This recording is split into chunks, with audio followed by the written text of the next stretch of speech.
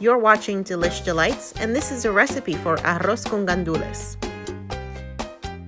We're starting with a caldero on medium heat that has some olive oil and bacon that's been chopped up and is sauteed just to render the fat.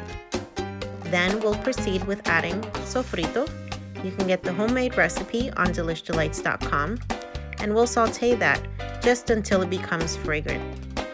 Then we're adding tomato paste, and again, we'll stir that up before we begin to add additional seasonings. Next, we're adding the sazon, which gives a beautiful color to the dish, as well as a chicken bouillon cube. Stir that up, and then we'll add some Italian seasoning, as well as a couple of bay leaves.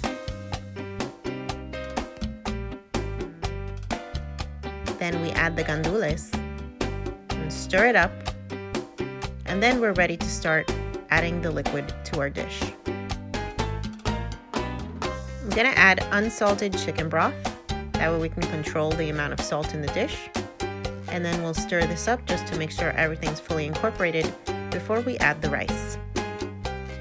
Now you're gonna let this mixture come to a boil, and once it's at a rolling boil, you wanna taste it for salt.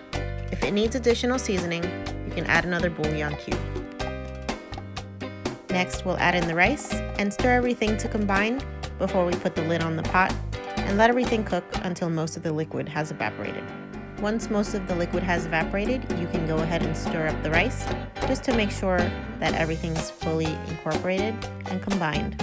And then we'll go ahead and cover it again and let it steam on low heat until the rice is nice and tender.